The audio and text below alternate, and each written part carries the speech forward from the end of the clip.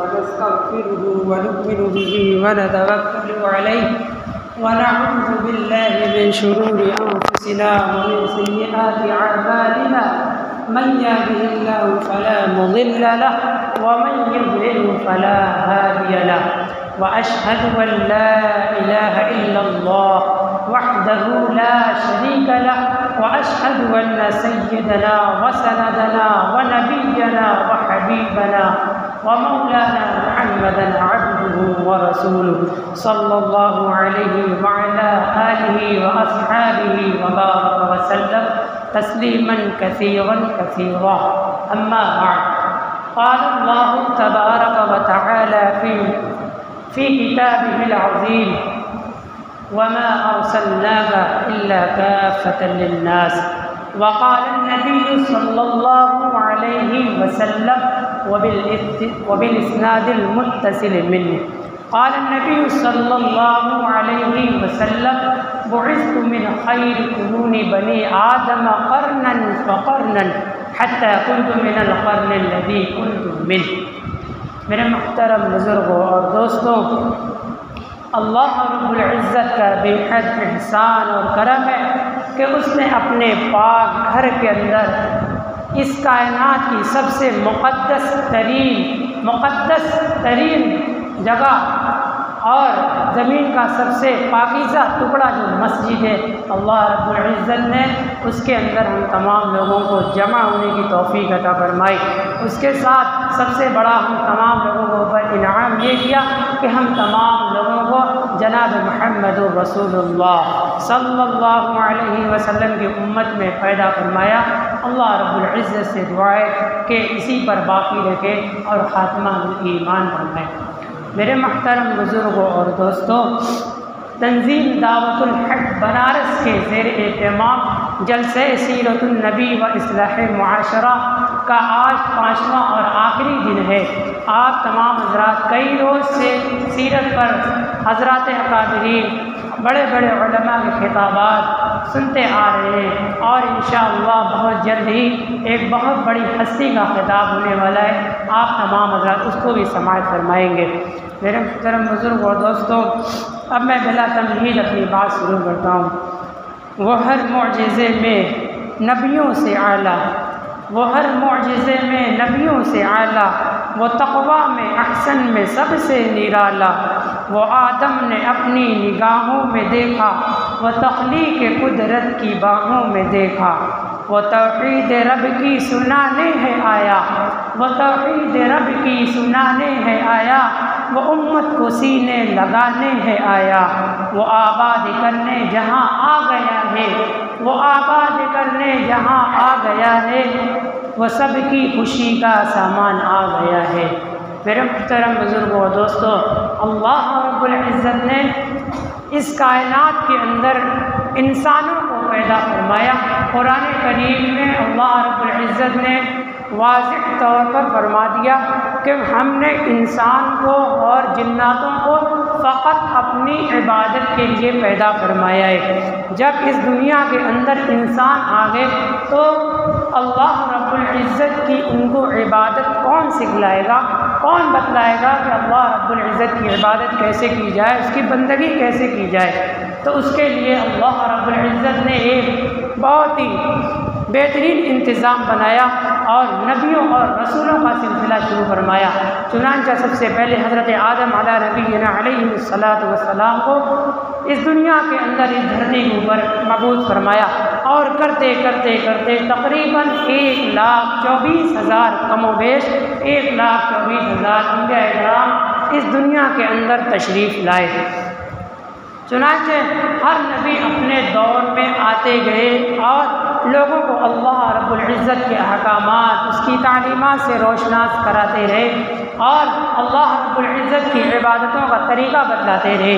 होते होते होते यहाँ तक कि एक वक्त ऐसा आता है कि ये इंसान अल्लाह रब्बुल इज़्ज़त की तालीमात को भुला बैठते हैं। नबियों के जाने के बाद बिल्कुल भुला देते हैं और एक बिल्कुल जाहिल हो जाया करते हैं।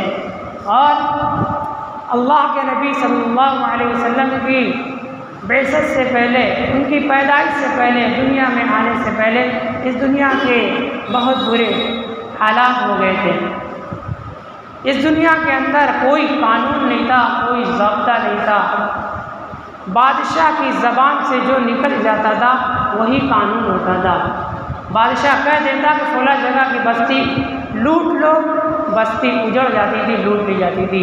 फला काफिले को लूट लो, डाका डाल लो, लूट लो, वो सब कर देते थे और उन्हीं पैसों से मुल्क का इंतज़ाम चलता था।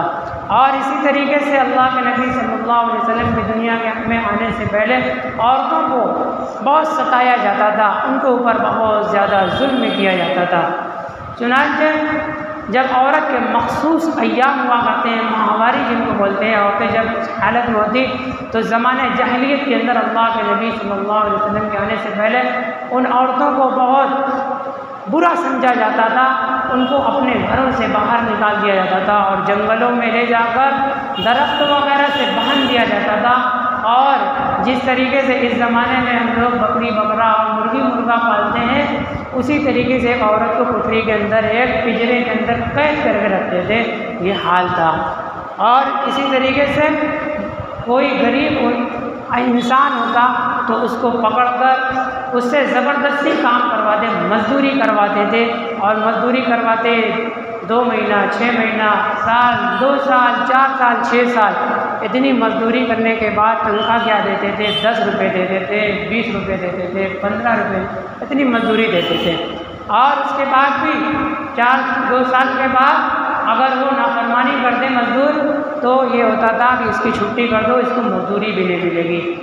लेकिन अल्लाह के नबी सल्लल्लाहु अलैहि वसल्लम जब इस दुनिया के अंदर तशरीफ़ लाए तो आपने क्या कहा कि मज़दूर की मजदूरी उसका पसीना खुश्क होने से पहले, उसका पसीना सूखने से पहले अदा कर दीजिए। तो ये है अल्लाह रब्बुल इज़्ज़त की तालीम, अल्लाह के नबी सल्लल्लाहु अलैहि वसल्लम की तालीम। और अल्लाह के नबी सल्लल्लाहु अलैहि वसल्लम के आने से पहले दुनिया के क्या हालात थे। हज़रत जाफ़र रज़ी अल्लाहु अन्हु ये इस्लाम लाने से पहले का वाक़या बयान करते हैं कि हम देखिए कैसे जाहिल थे। कहते हैं कुन्ना कौमन अहला जाहिलिया, हम बिल्कुल जाहिल कौम थे, गवार थे, हमें कुछ पता नहीं था। हम इतने बड़े जाहिल थे कि जिस अल्लाह ने हमको पैदा किया है हम उसी को भूल बैठे थे। हमें पता ही नहीं था कि हमें किसकी इबादत करनी है, किसकी बंदगी करनी है, किसकी पूजा करनी है। नअबुदुल असनाम, हम मूर्तियों की इबादत किया करते थे। हम मूर्तियों के आगे, बुतों के आगे अपने पेशानी को टेकते थे और क्या करते थे? वनअकुलुल मैता, हम इतने बड़े जाहिल थे, हमें इतनी समझ नहीं थी। अल्लाह रब्बुल इज़्ज़त ने इस कायनात के अंदर बहुत सारी मखलूक़ात पैदा फरमाई, यहाँ तक कि अल्लाह रब्बुल इज़्ज़त ने कीड़ों मकोड़ों को भी पैदा फरमाया। उन लोगों को भी मालूम है कि उनको क्या खाना चाहिए है। एक परिंदा भी जानता है कि उसको क्या खाना है, एक जानवर जानता है कि उसको क्या खाना है। लेकिन हम लोग इतने बड़े जाहिल और इतने बड़े गवार थे, हमें पता ही नहीं था कि हमें क्या खाना चाहिए। चुनांचे हम लोग मुर्दार खाते थे। वनअकुलुल मैता, हम लोग इतने बड़े जाहिल थे, ऐसे जाहिल थे कि हम लोग मुर्दार खाते थे। और क्या करते थे? वनअकिल फवाहिश, और हम बेहयाई के कामों को बहुत ही अलग ऐलान किया करते थे। और बेहयाई के कामों को करने में हमें कोई भी शर्म महसूस नहीं हुआ करती थी। वो क्या करते थे? किसी की बेटी से ज़िना करते थे और वसीयत करके जाते थे कि फ़लाँ की लड़की के रहम में मेरा हराम नुतफ़ा पल रहा है, जब उससे बच्चा पैदा होगा तुम उसकी परवरिश करना। ज़रा अंदाज़ा लगाइए कितनी बड़ी बेहयाई है। एक तो ज़िना जैसा अजीम जुर्म करना, फिर उसके बाद वसीयत करना कि फ़लाँ की बेटी के रहम में मेरा हराम नुतफ़ा पल रहा है, उसका पैदा होने के बाद तुम उसकी परवरिश करना। ये देखिए, फिर उसके बाद और भी बहुत बड़े बड़े बेहयाई के काम किया करते थे। काबा शरीफ इतनी मुक़द्दस जगह है मक्का, उसके अंदर वो लोग काबा शरीफ का तवाफ़ नंगे किया करते थे, बिल्कुल बरहना, बदन के ऊपर कोई कपड़ा नहीं होता था। चाहे मर्द हो औरत, किसी तरीके से काबा शरीफ का वो लोग तवाफ़ किया करते थे और खुलेआम शराब पिया करते थे। जिसके पास शराब सबसे पुरानी हुआ करती थी वो इंसान शहर का सबसे मुअज़्ज़ज़ व मुकर्रम व बुज़ुर्ग इंसान समझा जाता था। कह रहे इसके बाद तो बहुत पुरानी शराब है, वो ऊंची निगाह से देखा जाता था। और क्या करते थे, वनक़्तउल अरहाम, हम लोग मामूली बात पर रिश्तेदारियों को तोड़कर ख़त्म कर देते थे। और ज़रा सी बात पर मामूली बात पर हमारे ख़ानदान के अंदर जंगें होती थी, वो भी 40-40, 30-30, 20-20 साल तक मामूली बातों पर हम लोग इतने बड़े जाहिल थे। और क्या करते थे, वनुसीउल जिवार, और हम पड़ोसियों के साथ बहुत बुरा सलूक करते थे, उनको सताते थे, उनके ऊपर जुल्म करते थे। वयअकुलु मिन्नल क़विय्यु ज़ईफ़ा, और हमें का जो ताकतवर हो जाता था वो कमज़ोरों को हड़प कर जाता था, उसको खूब सताता था, उसको मारता था, पीटता था, तरह तरह की मुसीबतों में उसको मुब्तला करता था। फिर क्या हुआ, अल्लाह रब्बुल इज़्ज़त को इंसानों के ऊपर रहम आ गया कि ये उम्मत कहाँ जा रही है, ये बिल्कुल जहन्नम के गड्ढे पर आ रही है। तो अल्लाह रब्बुल इज़्ज़त की रहमत जोश में आई। तो चुनांचे अल्लाह रब्बुल इज़्ज़त ने हम सब के आका व मौला ताजदार मदीना शहनशाह बक़ा सय्यदुल अव्वलीन वल आखिरीन अनीसुल गरीबीन रहमतुल लिल आलमीन जाने आलमीन अमी के बेकसा फ़ख्रे रसूला हज़रत मोहम्मद रसूलुल्लाह सल्लल्लाहु अलैहि वसल्लम को इस दुनिया के अंदर मबूस फरमाया। मेरे महतरम बुज़ुर्ग और दोस्तों, अल्लाह के नबी सल्लल्लाहु अलैहि वसल्लम पर बात करने से पहले ज़रा सी एक तमहीद, अल्लाह रब्बुल इज़्ज़त ने इन अंबिया इकराम को और जो रसूलों को इस दुनिया के अंदर मबऊस फरमाया है, तकरीबन 1,24,000 अंबिया इकराम। तो अल्लाह रब्बुल इज़्ज़त ने इनके दरमियान फ़र्क रखा है। ये नहीं कि तमाम नबी और तमाम रसूल एक ही कैटेगरी के हैं और एक ही मर्तबे के, ऐसा नहीं। अल्लाह रब्बुल इज़्ज़त ने किसी के ऊपर ज़्यादा फजीलत हासिल की है और किसी को कम, किसी का मकाम ऊँचा है, किसी का उनसे कम। और अल्लाह रब्बुल इज़्ज़त ने ये सराहत के साथ कुरान मजीद के अंदर सूरह बकरा के अंदर इरशाद फरमाया, तिलकर रसूल फज़्ज़लना बअज़हुम अला बअज़, ये सब रसूल हमने फजीलत दी है इनमें के बाज़ को बाज़ पर। वरफ़अ बअज़हुम दरजात, और अल्लाह रब्बुल इज़्ज़त ने क्या फरमाया कि हमने उनमें के बाज़ के दरजात को बुलंद फरमाया। इसके बाद फरमाया, तिलकर रसूल फज़्ज़लना बअज़हुम अला बअज़ मिनहुम मन कल्लमल्लाहु व रफ़अ बअज़हुम दरजात। उनमें से अल्लाह रब्बुल इज़्ज़त ने कुछ नबियों से बराह रास्त से बात की, उनसे तकल्लुम किया। इस तरीके से अल्लाह रब्बुल इज़्ज़त ने कुछ नबियों को फ़जीलत बख्शी है, और इसी तरीके से अल्लाह रब्बुल इज़्ज़त ने दीगर अंबिया इकराम को बाज़ खुसूसियात देकर फजीलत बख्शी है, फ़ौक़ियत बख्शी है। तो इस आयत करीमा से साफ पता चलता है कि नबियों के अंदर और रसूलों के अंदर दरजात का फ़र्क है, मर्तबों का फ़र्क है। किसी को किसी पर फजीलत ज़्यादा हासिल है, किसी को कम। लेकिन तमाम अंबिया इकराम, तमाम नबी और तमाम रसूल हम मुसलमानों के लिए बराबर के लायक सद एहतराम और लायक सद तौक़ीर हैं। हम पर लाजिम है कि हम सभी की सदाक़त और हक़्क़ानियत और मबऊस मिनल्लाह होने का अक़ीदा रखें, सभी को सच्चा जाने, सभी को हक़ माने, सभी के बारे में ये अक़ीदा रखें कि ये जितने भी नबी और रसूल आए थे वो सब अल्लाह रब्बुल इज़्ज़त की तरफ से भेजे हुए थे। किसी भी नबी और रसूल की शान में अदना गुस्ताखी का शायबा भी, गुस्ताखी का साया भी ईमान के लिए ज़हर क़ातिल है। मुसलमान यहूद की तरह नहीं है कि वो सिर्फ हज़रत मूसा अलैहिस्सलाम पर ईमान लाए, उनके अलावा बाकी सबका इनकार कर दे। या मुसलमान ईसाइयों और नसरानियों की तरह नहीं कि सिर्फ हज़रत ईसा अलैहिस्सलाम पर ईमान लाए, उनके अलावा हर एक की तकज़ीब कर दें, हर एक को झुठला दें। मुसलमान होने का मतलब ही यही है कि तमाम नबियों और रसूलों पर ईमान हो। अब इसके बाद सुनिए, तमाम नबियों और रसूलों में सबसे अफजल व आला सैयदुल अव्वलीन वल आखिरीन इमामुल अंबिया वल मुरसलीन जनाब मुहम्मदुर रसूलुल्लाह सल्लल्लाहु अलैहि वसल्लम की ज़ात गिरामी है, आपकी ज़ात है। आप सल्लल्लाहु अलैहि वसल्लम अव्वलीन और आखिरीन के सरदार हैं। आप सल्लल्लाहु अलैहि वसल्लम खैरुल बशर हैं। आप सल्लल्लाहु अलैहि वसल्लम कई एतबार और कई हैसियतों से तमाम नबियों और रसूलों से अफजल हैं। जिस सदी में, जिस शताब्दी में आप सल्लल्लाहु अलैहि वसल्लम की विलादत हुई, आपकी पैदाइश हुई, वो तारीख़ इंसानी में सबसे मुअज़्ज़ज़ और मुकर्रम सदी थी। जिस ख़ानदान में आप सल्लल्लाहु अलैहि वसल्लम तवल्लुद हुए, पैदा हुए, आपकी पैदाइश हुई, तारीख़ बनी आदम में वो सबसे मुअज़्ज़ज़ व मुकर्रम ख़ानदान था। मैंने बुखारी की हदीस पढ़ी थी, बुइस्तु मिन खैरि कुरूनी बनी आदम क़र्नन फ़क़र्नन हत्ता कुन्तु मिनल क़र्निल लज़ी कुन्तु मिन। क्या मतलब? मैं बनी आदम की सबसे मुअज़्ज़ज़ सदी में मबऊस किया गया हूँ, भेजा गया हूँ। सदी इधर सदी गुज़रती रही, यहाँ तक कि वो सदी आ गई जिससे मैं हूँ।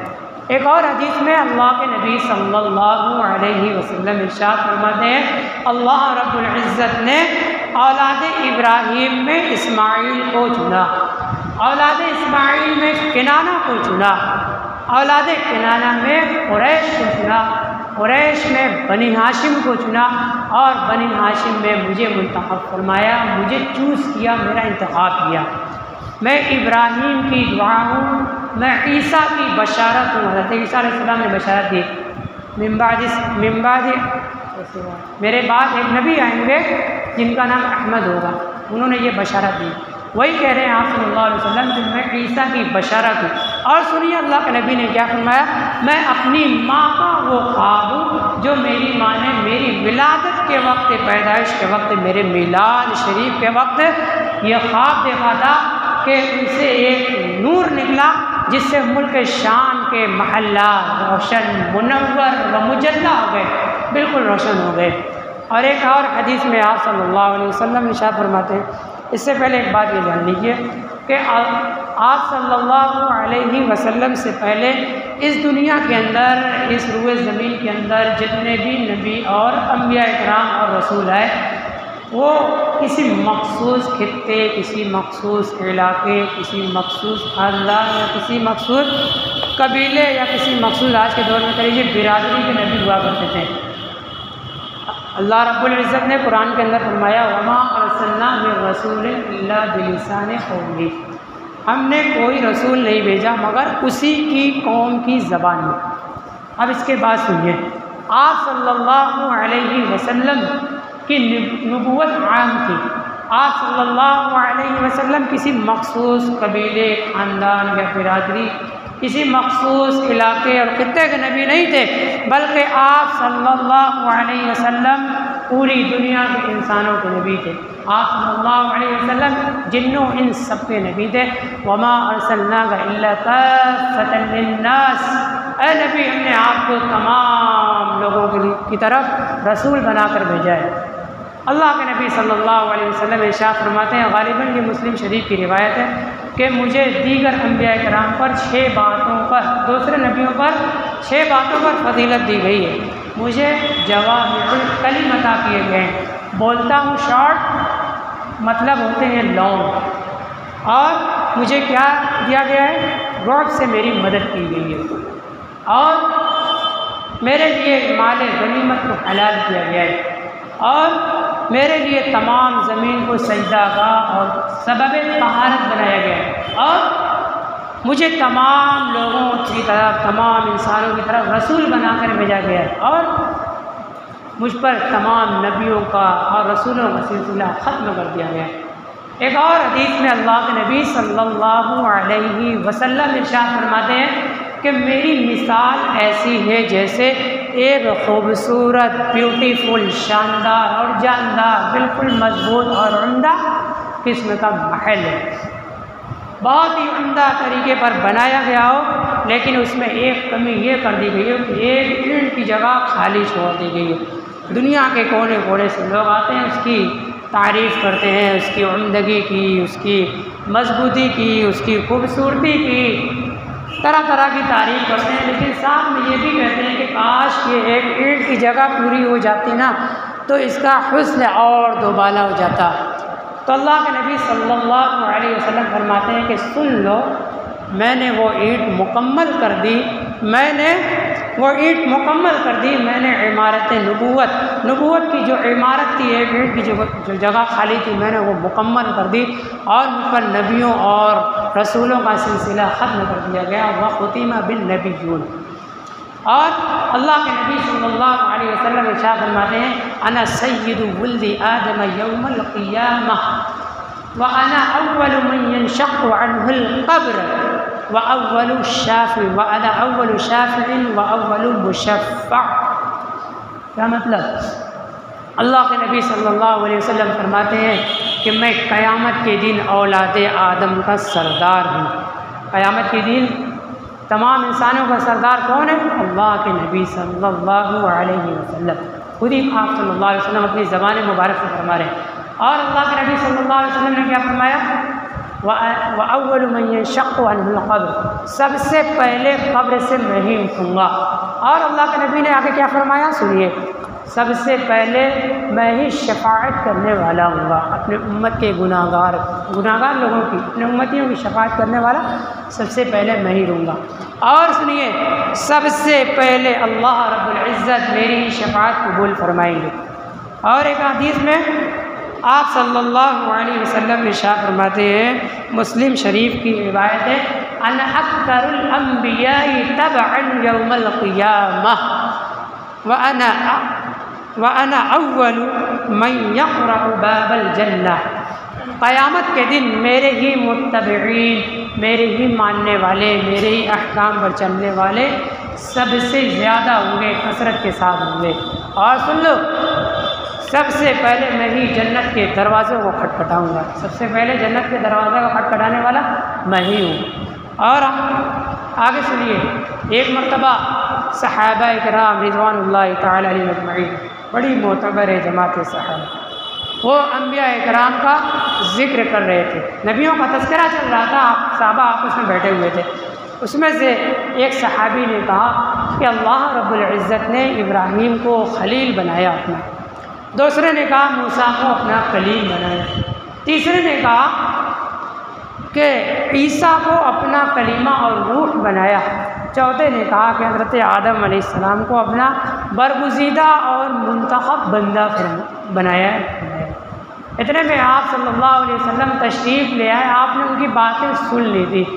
अल्लाह के नबी सल्लल्लाहु अलैहि वसल्लम ने इरशाद फरमाया, ज़रा गौर से सुनिएगा, तुमने इब्राहीम को खलीलुल्लाह कहा, सच कहा। तुमने मूसा को कलीमुल्लाह कहा, दुरुस्त कहा। तुमने ईसा को रूहुल्लाह और कलीमतुल्लाह कहा, सही कहा। तुमने आदम को अल्लाह का बरगुज़ीदा और मुंतखब बंदा फरमाया, सच कहा, बिल्कुल हक़ कहा। मगर सुन लो, मैं हबीबुल्लाह हूँ, अल्लाह का महबूब तरीन बंदा हूँ, मगर इस पर मुझे कोई नाज नहीं, कोई घमंड नहीं, कोई एटीट्यूड नहीं। क़यामत के दिन अल्लाह रब्बुल इज़्ज़त, क़यामत के दिन लिवाए हम्द, अल्लाह रब्बुल इज़्ज़त की हम्द व सना का झंडा मेरे हाथ में होगा। और सुन लो, हज़रत आदम और जितने भी अम्बिया और रसूल आए हैं वो सब के सब उस झंडे के नीचे होंगे, लेकिन मुझे इस पर कोई नाज नहीं, कोई घमंड नहीं, कोई फ़ख्र नहीं, नो एटीट्यूड। और सुनो,